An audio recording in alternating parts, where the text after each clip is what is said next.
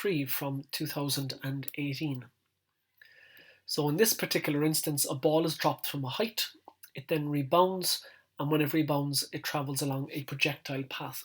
So there are 3 stages to the question, and we need to divide them up accordingly. So it's dropped under the influence of gravity, or acceleration due to gravity, or under the influence of its weight. And what we need to do is get the velocity it's just about to hit the plane with. So we know the initial velocity, we know the height, we know g, and we're looking for v. So v works out as root 5g there. And that's the velocity with which it's just about to hit the plane. The next part is it rebounds. So what I'm going to do is look at part 2. I'm going to rotate the plane, and I rotate it through 30 degrees. So that line initially was vertically down, and when I rotate it, it goes in at an angle. So I've rotated through 30. So if I have a right angle triangle here, the angle up there should be 30, so the angle there is 60. And what I'm going to do is convert that velocity, or that speed, which is root 5g, into an I and a j component. So I'm going to get minus root 5g by a half, that's the cos of 60 times I, and then minus root 5g root 3 over 2 is the sine of 60, but in the j direction. Now, I'm saying the left and downwards are negative, just like an ij plane. When it collides, the impulse is experienced vertically, so the ball hits off the plane has an impulse vertically up, so as the j component changes. And that means the velocity of the j component afterwards will be minus e times that thing there. So the velocity that it rebounds at is going to be minus root 5g by a half times I. Minus becomes plus because we need to change a sign, and then it's e times everything there in the j component. Okay, if you're following me so far, I'm going to do something specific here, and that is I'm going to say that to the left is the positive I direction. So I'll change the sign of that. You can leave it as the negative direction if you want. You just have to be consistent then with what you do with gravity. Okay, so there's definitely a mistake in here, and I'll describe what it is in a moment. So there's a projectile. The range of the projectile is 1.2, and we're looking to find E. So like I said, I've changed left to the positive direction. So what this means is the u of x is root 5g over 2, that's to the left, and the u of y is eg root 15 over 2, that's upwards. The first thing we want to do is look at the time of flight, because we're looking for the range. So get the time of flight, leave s of y equal to 0, that's ut plus a half rt squared. I take out the common factor of t out of it, and I get t into u of y minus g over 2t. So either t is equal to 0 or that's equal to 0. So if I let that equal to 0, I get this thing. Now you'll spot the mistake here now. The range is s of x at the time of flight. And the problem here is I've put down s of x is just equal to uxt. But of course we're rotating the plane, so there must be an acceleration due to gravity in that direction as well. So I should have the t value there, look. So I'm going to have u of x by t to u of y over g, that's for sure. And then I should have a plus g over 2 by that squared. Now when I fill in all those values, I'll get something more complicated than that. I'll get a quadratic with e. I solve the quadratic, and the only value of e that's between 0 and 1 is the one that's a fifth. So I leave e do that. You can see there's a mistake there. I rotated the plane, so there should be an acceleration parallel to the plane. Okay, 5. So with 5, we have a particle coming up with an initial velocity u at an angle alpha to the line of centers.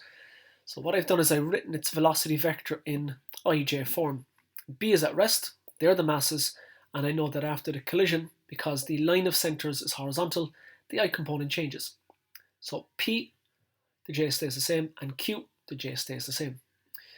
Use the principle of conservation of momentum and Newton's elastic law in the I direction. So take those, the masses, and take those, and you get these two formula. Now when you solve for P and Q, you should be able to do this. You get these two values here. Okay. Now let's have a look at the diagram again. So the first particle A comes up in that direction, an angle alpha there, and then rebounds off. And we know that that angle is 90 degrees. If that's the case, that's alpha. That angle there should be 90 minus alpha. And then because we've got a right angle triangle up at the top, that's alpha there. So I'm going to get the tan of alpha. And the tan of alpha is going to be equal to the opposite over the adjacent. So the opposite there is in the negative, it's in the negative I direction. So that means the p value will be negative. So what I want to do is put a minus in front of that to give me the positive value of the p. Because remember, the acute angle that we're looking at will always use the positive component over the positive component. And because the I component is to the left, it's negative. To make it positive, you multiply it by minus 1. So if we divide that by the j component, so the I over the j, because we're looking at opposite over adjacent, fill in for p, simplify it, and we get tan alpha is equal to that. And I'll leave you do that out as well. Now there's a second part to it. And that's if the loss in kinetic energy is equal to mu squared into 1 minus e all over 2,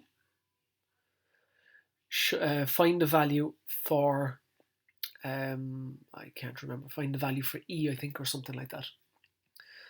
Okay, so there are a few awkward bits in it. The first bit anyway, we need the kinetic energy before and the kinetic energy after. Before, there's only one particle moving with a speed of u, so we have a half mu squared, that's fine, minus. Afterwards, there are two particles moving. Particle A moves in two directions, so we need to get the speed of that particle. So it's a half m by the I component squared plus the j component squared. And then we need to get the kinetic energy of B that's moving in one direction, so its speed is just going to be q. So I put in the p value, I put in the q value, here we go. And then what I do is I take out a half mu squared out of those terms. So that's what I have here and here. Now all of those will cancel. I'm left with 1 minus e is equal to 1 minus that thing when I simplify it. So if I subtract 1 from both sides, I'm left with minus e is equal to minus that bracket there, and multiply both sides by minus 1 gives me e equals everything in the bracket.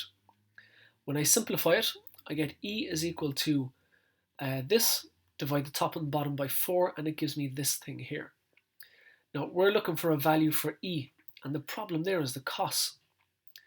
However, if you look at the previous part of the question, you have an equation for tan alpha, and tan alpha is root 3e minus 1 all over 2. Well, I'm going to use that, draw a model triangle. So tan alpha is opposite over adjacent. Alpha is there, so the opposite is the thing on top, the adjacent is the thing on the bottom, and then when you use Pythagoras, you get the hypotenuse equal to that thing. Once you do that, you can get cos of alpha, and cos of alpha will be 2 over that value there. And I can sub that in, square it, and simplify it. You get a quadratic for e, and I leave you solve for e. I also have given you the marking scheme so you can see how that's done if you get stuck anywhere.